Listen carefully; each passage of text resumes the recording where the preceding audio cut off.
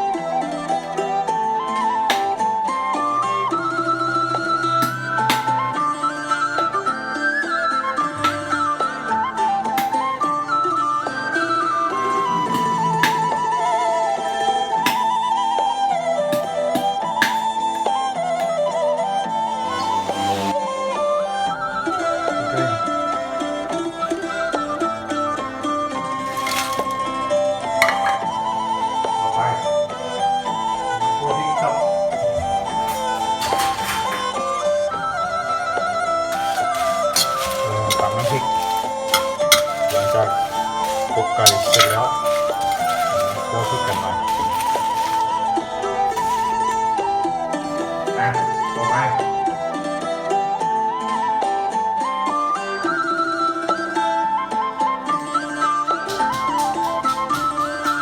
นี่แกงมันมีหัวขาว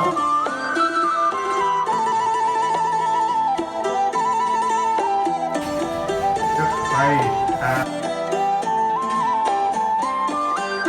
นี่ขมิ้นหอมขาวหอมแดง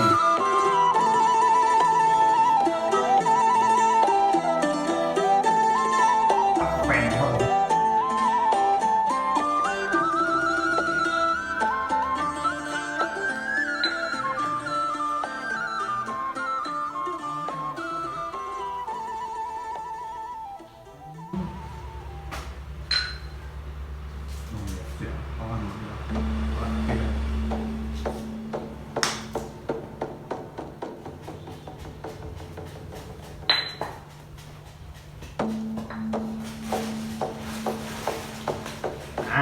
หลังจาก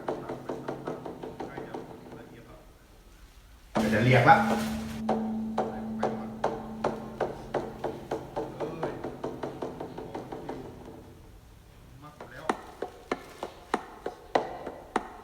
ฆ่าเชื้อต่อไปครับ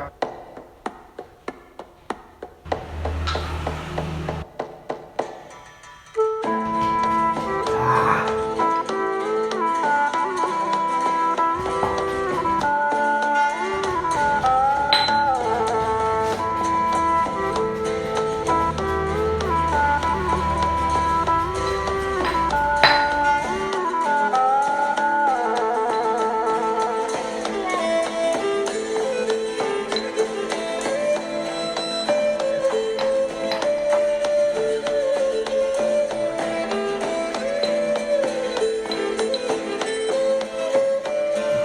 ไก่ใช้น้ำมันนิดหน่อย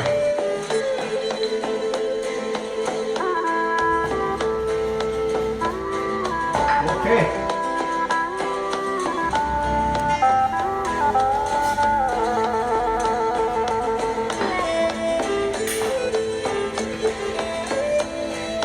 มาครับ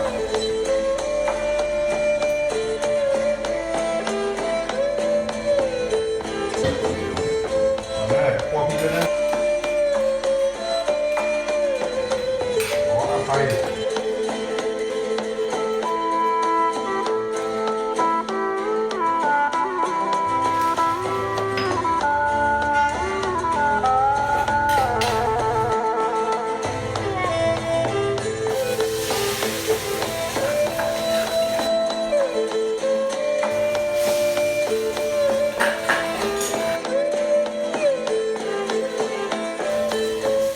ไม่แห้งแล้วเดี๋ยว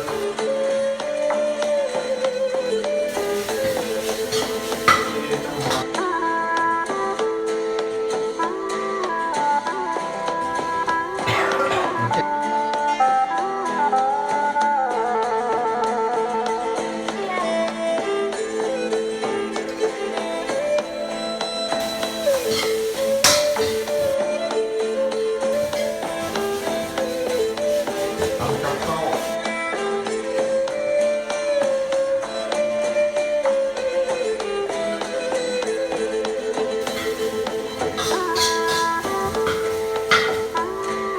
เอาละ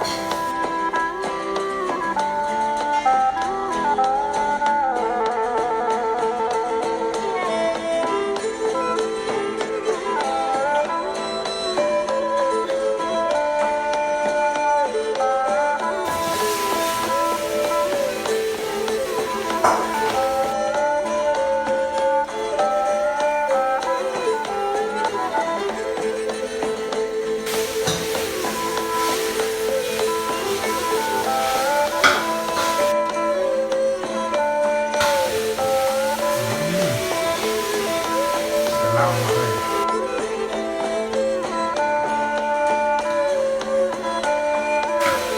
รับรองว่า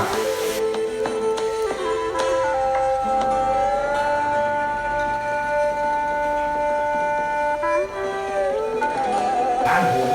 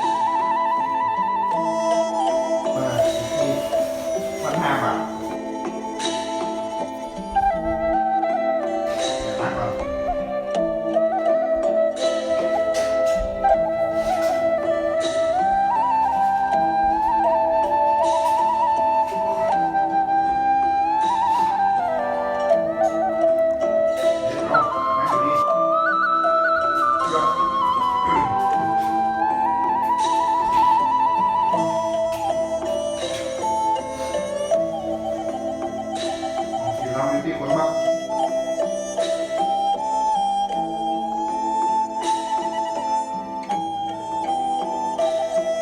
ในบ้านครับผมแต่ยังไม่จะบอก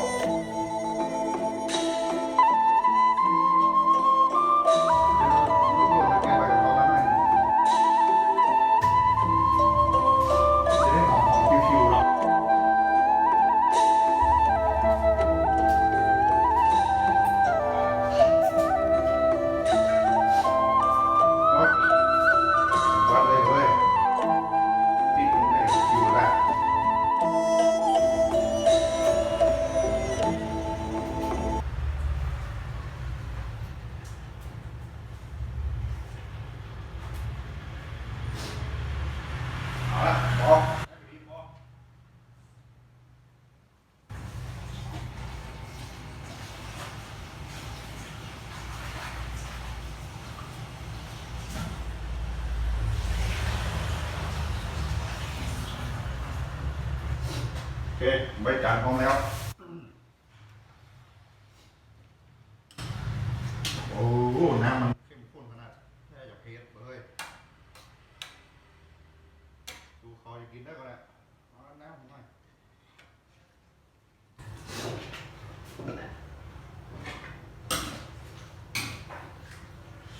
ตโลโล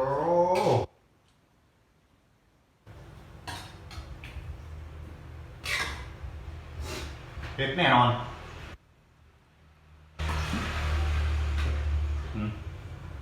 น้ำแห้งเดี๋ยวหูเรื่องเดี๋ยวมาใหม่ครับผมนี่แหละครับเดี๋ยวปามาดูหน้าตามันก่อนนี่เป็นไงบ้างครับน่ากินก่อครับสุดยอดเลยใกล้แล้วมาเอาไปใส่ใบจานครับผม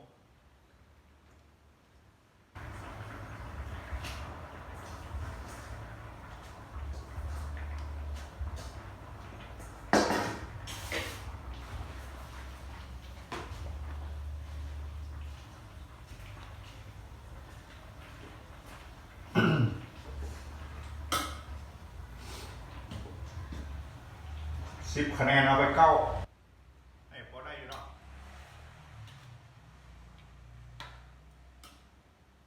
โอ้หอมขึ้นมาเจ็ดนักครับผมหลังจากใส่ใบจานแล้วหอมขึ้นมาเจ็ดนักครับท่านผู้ชม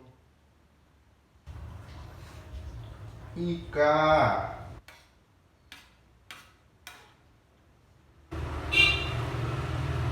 ไว้ก่อนเลย